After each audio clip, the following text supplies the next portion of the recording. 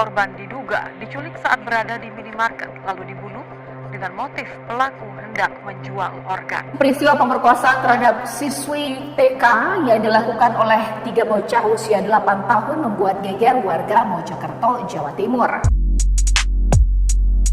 Hasil penelitian menunjukkan bahwa beberapa hal yang menyebabkan anak memiliki perilaku kriminal maupun melakukan perilaku kekerasan seksual adalah yang pertama mungkin faktor lingkungan, yang kedua faktor keluarga itu sendiri, yang ketiga faktor nilai dan faktor individu. Kalau sekarang teknologi sudah makin bebas, orang bisa belajar. Ketika kita bicara tentang bahwa anak itu menjadi korban, maka dia akan melakukan lagi ke korban lainnya, ya. Percabulan berantai atau kejahatan berantai atau pembunuhan berantai, apapun istilahnya. Penurunan nilai, penurunan kesadaran masyarakat untuk pencegahan itu sangat kurang. Karena ya dari beberapa literatur atau jurnal yang saya baca, ternyata kejahatan itu dipelajari. Jadi di otak kita itu berproses seperti kaca, ada neuron namanya. Ketika kita melihat sesuatu dan sesuatu yang kita lihat itu connected, ya, berhubungan dengan apa yang ada di dalam bawah sadar kita, maka itu langsung boom gitu ya.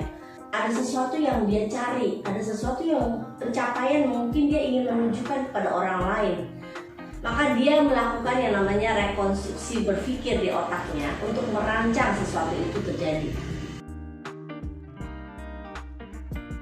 Kalau mengacu pada perkembangan otak seseorang, jadi kalau kita lihat mesin itu biasanya ada prosesor di dalamnya. Di dalam diri kita juga ada prosesor. Prosesornya di mana?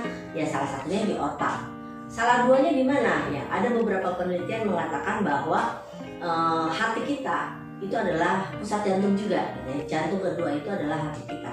Jadi ketika kita melakukan perilaku jahat itu berarti ada antara perilaku yang ada di otak dengan apa yang ada di dalam emosi kita atau hati kita itu terkoneksi satu sama lain, akhirnya memunculkan perilaku. Kita nggak bisa menyalahkan apapun karena apa yang sudah terjadi saat ini kita harus atasi.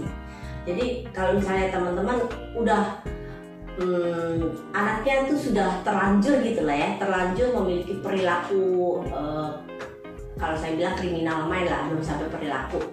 Sudah memiliki pikiran-pikiran kriminal, jahatin adiknya, jatuhin adiknya gitu ya, pukul mamanya, itu kan sebenarnya perilaku kriminal. Agresif, perilaku agresif itu sebenarnya kan mengarahnya ke perilaku kriminal. Jadi parents perlu belajar nih cara menginvestigasi anak supaya anak itu berperilaku sewajarnya sesuai dengan pertumbuhan anaknya. Lebih baik mencegah daripada mengobati, ya. Preventif itu lebih baik daripada kuratif. Di otak kita itu mesti benar-benar kita manipulasi supaya dia mempengaruhi perilakunya itu berubah menjadi perilaku yang baik. Tapi satu hal, preventif itu lebih menyenangkan sih dibanding kuratif. Kalau udah mengobati, masalahnya kalau udah kuratif dan masalahnya adalah di orang tua sendiri, maka orang tua akan kesulitan untuk mengobati anaknya sendiri. Saya sendiri punya sekolah parenting, belajar parenting dan psikologi yang terkait di dalamnya. Saya sendiri merasakan perubahan ketika mengikuti komunitas rumah parenting. Banyak hal yang saya dapatkan di situ. Saya juga pernah menjalankan terapi di Bunda Lucy, yang saat itu saya sedang mengalami trauma psikis. Dan pada akhirnya saya memiliki keberanian untuk mengambil keputusan dan keluar dari masalah saya yang pelik saat itu. Di comeback Bunda Lucy sekarang ini, saya sangat mendukung sekali karena mengangkat anak dan kriminalitas.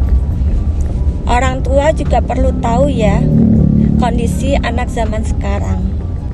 Anak baik belum tentu baik, ditinjau dari neuropsikologinya. Keren sih ini.